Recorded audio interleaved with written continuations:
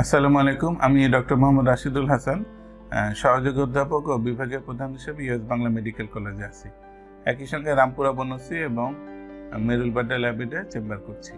আজকে একটি গুরুত্বপূর্ণ জিনিস নিয়ে আলোচনা করব, ত্বকের স্ক্যাবিস। স্ক্যাবিস নিয়ে আমি আগেও ভিডিও করেছিলাম, কিন্তু সেটা জিনিস হচ্ছে যে স্ক্যাবিস কিন্তু আমরা নিয়মিত চিকিৎসা করছি এবং একই সঙ্গে স্ক্যাবিস বারে বার আসছে।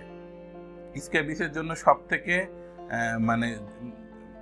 মানে এফডিএ অ্যাপ্রুভড ওষুধ বা সারা বিশ্বের সব থেকে জনপ্রিয় ওষুধ হচ্ছে পারমেথ্রিন, যেটা লাগানোর ওষুধ। তো এই লাগানোর ওষুধ কিন্তু সবাই ব্যবহার করছে, কিন্তু এই ক্ষেত্রে সমস্যা যেটা হচ্ছে স্ক্যাবিস বারে বারে আসছে এবং বিভিন্ন গবেষণায়, ওয়েস্টার্ন গবেষণাতে প্রমাণিত হয়েছে বিভিন্ন ক্ষেত্রে পারমেথ্রিন ওষুধটা আগে থেকে কার্যক্ষমতা কমে যাচ্ছে।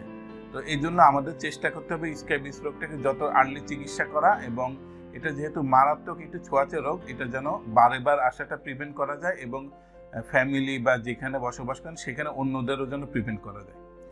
স্ক্যাবিস রোগটা যেখানে মানুষ ঘনবসতিপূর্ণ এরিয়া, যেখানে মানুষ একসঙ্গে অনেকে থাকেন, সেই সব জায়গায় বেশি হয়ে থাকে। সাধারণত দেখা যায় বস্তি এরিয়াতে, যেখানে একই সঙ্গে একই রুমে অনেকজন থাকেন, বিভিন্ন বোর্ডিংয়ে, মাদ্রাসাতে, এমনকি দেখা যায় বিভিন্ন ম্যাচে বা ছেলেমেয়েদের হোস্টেলে, যেখানে একসঙ্গে অনেকজন থাকেন।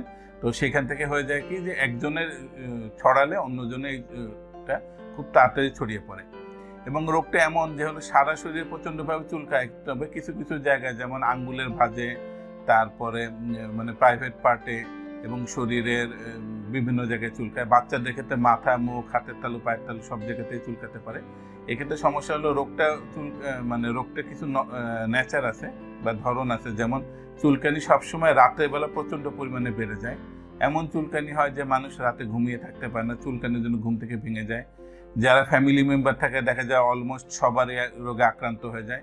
এবং চিকিৎসা না করলে কি হয় যে বিভিন্ন জায়গায় পেকে যায়, পুঁজ হয়, এবং পুঁজগুলো কিন্তু হাতে, পায়ে, প্রাইভেট পার্টেই বেশি হয়ে থাকে।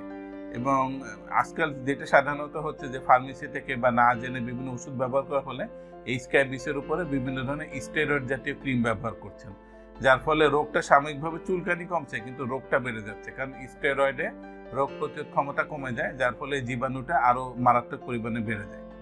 তো এই কারণে আমি বলবো যে যার রোগ হয়েছে তাকে প্রথমে আইসোলেট বা আলাদা করে ফেলে পরিপূর্ণভাবে চিকিৎসা করা, এবং চিকিৎসা করার পরে ফ্যামিলি মেম্বার অন্যদেরকে তার থেকে পুরো আলাদা করা। বিছনাপত্র আলাদা বিছনাতে শুতে হবে, আলাদা টাওয়েল, গোসলের কাপড় ব্যবহার করতে হবে, চিরুনি পর্যন্ত আলাদা করতে হবে।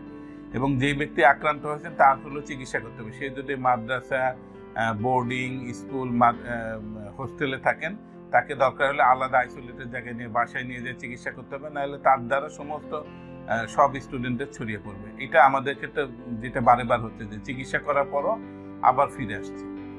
আর এক্ষেত্রে বলবো যে আমরা যে অনেকের ক্ষেত্রে ইনফেকশন হয়ে যায়, পুঁজ হয়ে যায়, রক্ত বয়ে যায়, তার ক্ষেত্রে অবশ্যই অ্যান্টিবায়োটিক ব্যবহার করতে হবে এবং সঠিক মাত্রায় চুলকানির জন্য ওষুধ খেতে হবে। জামা কাপড়গুলো গরম পানি, স্যাভলন, ডেটলের মধ্যে দিয়ে গরম পানিতে গরম অবস্থায় ধুয়ে পরিষ্কার করতে হবে, যেন জীবাণুটা গরমে মরে যায়। এবং ব্যবহার্য কাপড় চোপড় রেগুলার ভিত্তিতে এই গরম পানিতে ধুতে হবে। শরীরে ডেটল সাবলন দিয়ে কোনো গোসল করবেন না। মানুষজন ভুল করে কি করে, ডেটল সাবলনে গোসল করে। এই ডেটল সাবল এমন করসিভ জিনিস, এটা চামড়াকে পাতলা করে দেয়, দেখা যায় চামড়াতে আরো একজিমার মতো লেশন হয়েছে। শরীরে নর্মাল কুসুম পানি দিয়ে গোসল করবেন, এবং আপনার যদি সম্ভব হয় তাহলে অ্যান্টি স্ক্যাবিটিক সোপ বা এরকম এই খাজলির সাবান পাওয়া যায়, এটা দিয়ে গোসল করবেন। এবং নিজের পার্সোনাল হাইজিন মেনটেন করবেন এবং রোগ সম্পর্কে সচেতন থাকবেন। ধন্যবাদ।